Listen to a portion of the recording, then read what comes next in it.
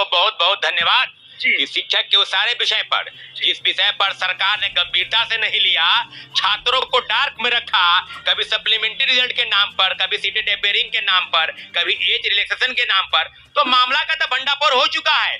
जाए तो जाए कहां? पहले महागठबंधन की सरकार लाठीचार्ज कर रही थी, अब उसके बाद एनडीए की सरकार लाठीचार्ज कर रही है।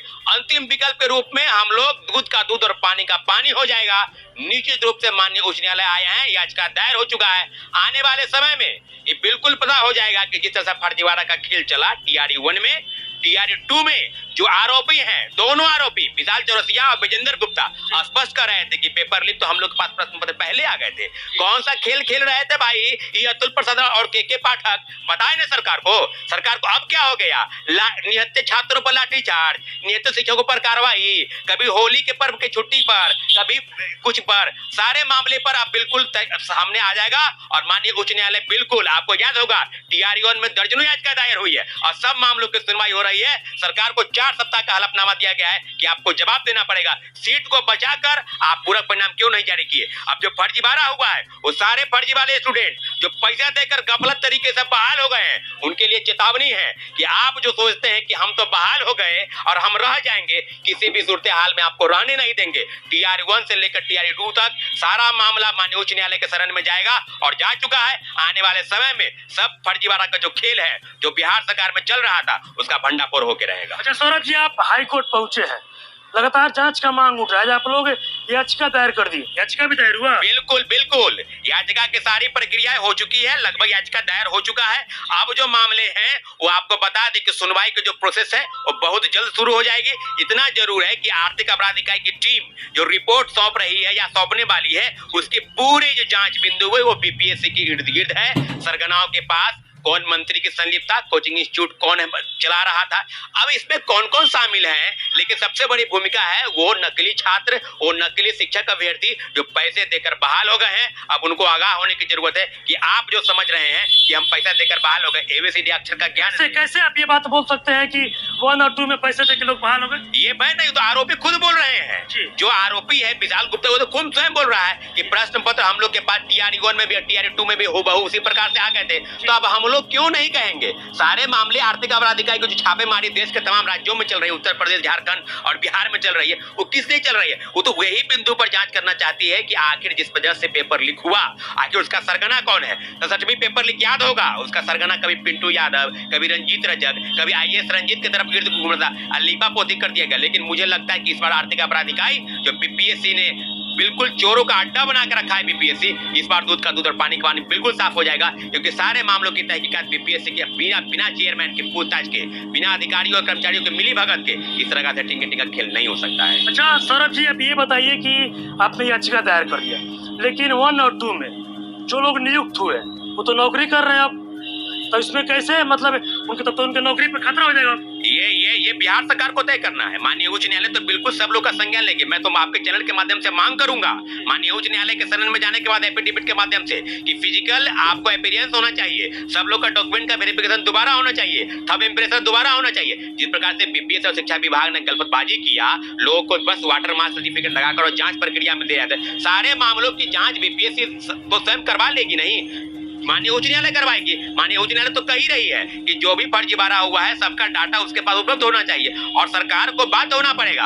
अब जो सोच रहे हैं कि हम पैसा देकर मेरिट वाले को डरने की जरूरत नहीं है, जो मेरिट वाले हैं उनकी नौकरी सुरक्षित रहेगी। लेकिन इतना जरूर है कि माननीय उच्च न्यायालय जरूर फैसला लेगी, क्योंकि जिस प्रकार से फर्जीवाड़ा का खेल इस राज्य में हुआ है, सारे मामलों पर तहकीकात चल रही है और आर्थिक अपराध इकाई की रिपोर्ट का इंतजार है। सारा रिपोर्ट उस मामले पर कोर्ट तक जाने के संज्ञान के मामले तक आ जाएगा। मतलब टीआरई 1 और 2 में जो मेरिट वाले हैं वो सुरक्षित है और जो फर्जी तरीके से गए उनका नौकरी जाएगा। बिल्कुल नौकरी जाएगा। किसी भी प्रकार से जो गलतबाजी और फर्जीवाड़ा तरीके से पैसे के लेन देन के तहत सेटिंग माफिया से क्वेश्चन रट के आए हैं, जिनको एबीसीडी का ज्ञान नहीं है, सीजीए कौन है, गृह मंत्री कौन है देश का, उसको पता नहीं है और शिक्षक बन गए और डॉक्यूमेंट वेरिफिकेशन ऐसे कलर वही लूट रहे थे कि हम तो बीपीएससी से बाहर शिक्षक है। अरे भाई आप आइए ना भाई, आपको बुलाया जाएगा बहुत जल्द।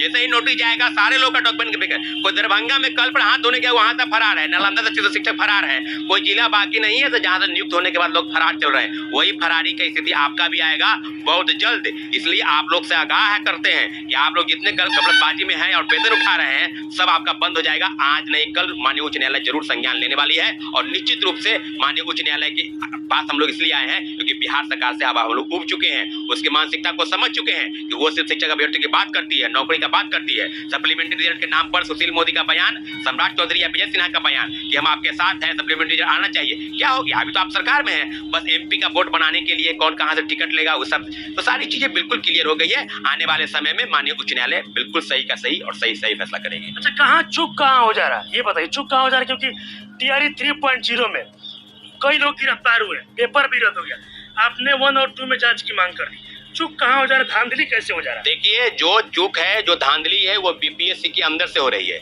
बीपीएससी के जो चेयरमैन है या बीपीएससी के अधिकारी और कर्मचारी अतुल प्रसाद और शिक्षा विभाग के अपर मुख्य सचिव के पाठक, ये दोनों के हड़बड़ी और गड़बड़ी का नतीजा है कि बीपीएससी के अधिकारियों ने सेटिंग गेटिंग के तहत क्वेश्चन बेच दिया और बड़े पैमाने पर धन की उगाही किया, किसी से 12 लाख, किसी से 14 लाख। तो वही तो बिंदु है और आर्थिक अपराध इकाई बिल्कुल जांच कर रही है। प्रश्न तो पूछा गया है बीपीएससी से, आपको जवाब देना है कि क्वेश्चन प्रश्न पत्र उनके पास कैसे चला गया, चेयरमैन को जानकारी थी या किसी और को जानकारी थी या नहीं थी, सब जांच की बिंदु चल रही है। और निश्चित रूप से आने वाले समय में आर्थिक अपराध इकाई सारे मामलों की तहकीकात करके क्लियर हो जाएगा मामला कि बीपीएससी का चेयरमैन जिम्मेवार है या कोई मंत्री जिम्मेवार है या कोचिंग इंस्टीट्यूट का माफिया जिम्मेवार है। लेकिन इतना जरूर है कि बड़े पैमाने पर फर्जीवाड़े तरीके से जो बहाल हुए हैं उनको बाहर का रास्ता दिखाया जाएगा। और आर्थिक अपराध इकाई ने जो भंडाफोड़ किया है उसको ग्रेट सैल्यूट, तहे दिल से धन्यवाद कि आने वाले समय में छात्र अभ्यर्थी आपके शुक्रिया अदा करते हैं कि आपने निश्चित रूप से बेहतर काम किया है। और बीपीएससी जो इस सरगना के मुख्य जो जांच करता है वो बीपीएससी स्वयं है। चोर मांग रहा है कि हमको एविडेंस लाइए, अरे भाई आप ही गड़बड़ किए, क्वेश्चन पेपर तो आप ही बेचे और आप एविडेंस मांग रहे हैं। पहली बार में आपने कहा कि पेपर लीक नहीं हुआ है, लेकिन आर्थिक अपराधी ने कहा पेपर लीक हो चुका है। 300 लोगों को गिरफ्तार करके हजारीबाग से पटना लाई और निश्चित रूप से सबको जेल भेज दिया गया। आने वाले समय में गिरफ्तारी की संख्या हजारों हो सकती है। उसमें बीपीएससी के पूर्व चेयरमैन से हम आग्रह करते हैं कि आप जो जांच की बिंदु में आप जो दार्शनिक बात करते थे, ट्वीट करते थे, ट्वीट क्या हो गया आपका? ट्वीट करके बताइए कि आपके रहते हुए पेपर लीक कौन बेचा, पेपर किसने बेचा, क्वेश्चन सेटिंग प्रिंटिंग प्रेस में छापने के पहले सरगनाओं के हाथ में कैसे चलाई गई, ये सारी बातों की जानकारी पूर्व चेयरमैन को थी। उसने गलतबाजी में सारे मामलों को ठग दिया और आज समय आया है तो भागे फिर रहे हैं। आर्थिक अपराध इकाई बीपीएससी के पूर्व चेयरमैन पूछताछ करे, निश्चित रूप से दूध का दूध और पानी का पानी हो जाए। तो दोस्तों, आप लोगों ने स्पष्ट रूप से सुना जो छात्र नेता दिलीप शरण उनका क्या कुछ कहना है। उन्होंने स्पष्ट रूप से कहा है यहाँ पे कि जो भी सप्लीमेंट्री रिजल्ट का मामला है, टीआरई 3 का मामला है, टीआरई 3 की जो परीक्षा है तत्काल रद्द होनी चाहिए, क्योंकि परीक्षा में कई सारी खामियां जो है वो देखने को मिली हैं, कई सारी गड़बड़ियां जो है वो देखने को मिली है। और इन गड़बड़ियों के चलते हुए ही इन्होंने स्पष्ट रूप से कहा है कि जो ये परीक्षा है वो तत्काल जो है रद्द होनी चाहिए। और ऐसे में अब सवाल ये भी उठता है कि टीआरई 1 और टीआरई 2 पे भी अब खतरा जो है वो मंडरा रहा है, क्योंकि कहा जा रहा है कि टीआरई 1 टीआरई 2 के शिक्षकों की नौकरी भी जा सकती है।